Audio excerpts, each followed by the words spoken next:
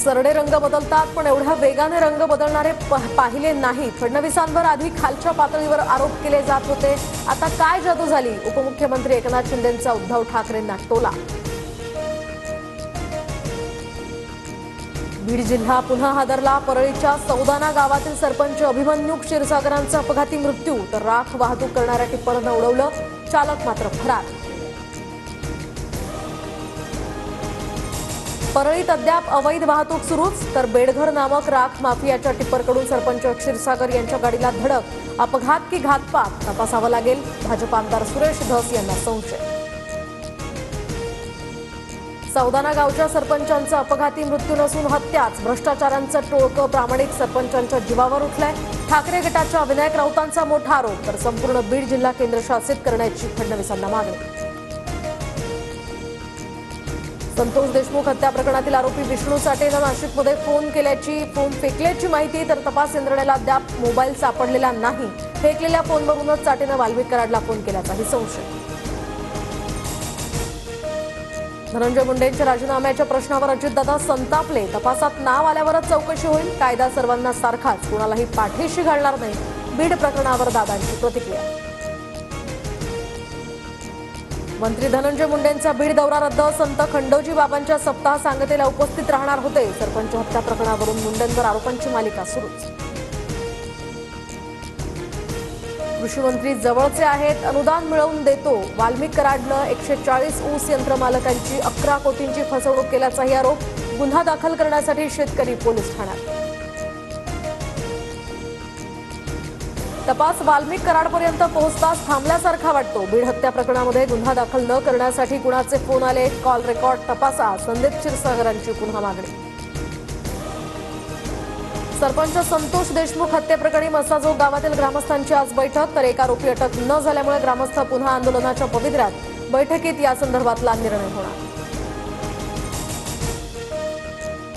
बीड जिल्हाधिकाऱ्यांची 100 जणांना नोटीस, तर शस्त्र तत्काळ जमा करण्याचेही आदेश। वाल्मिक कराडचाही शस्त्र परवाना रद्द, शस्त्र सापडल्यास फौजदारी गुन्हा दाखल करणार। खासदार सुप्रिया सुळे परभणीत सुळेंकडून सोमनाथ सूर्यवंशी यांच्या कुटुंबियांचं सांत्वन, तर विजय वाकोडे यांच्याही निवासस्थानी जाणार। शिर्डीमध्ये भाजपचं राज्यस्तरीय अधिवेशन सुरू, तर अधिवेशनाच्या व्यासपीठावर महापुरुषांच्या फोटोसह संविधानाची ही प्रत। केंद्रीय गृहमंत्री अमित शहा शनी शिंगणापूरमध्ये सुद्धा दाखल।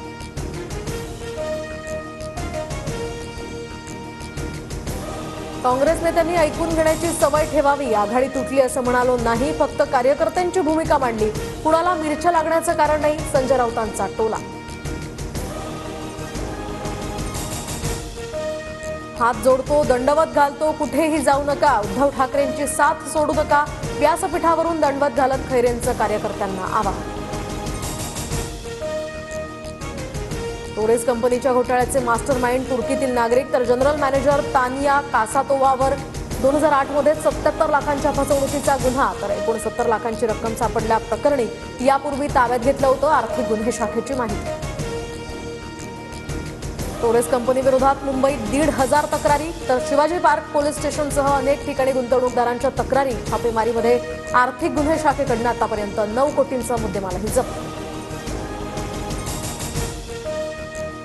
केंद्र सरकारकडून महाराष्ट्राच्या वाटेला 10,930 कोटी रुपयांचा निधी, तर उत्तर प्रदेशला सर्वाधिक 31,000, तर बिहारला 17,000 कोटी रुपयांचं वाटप।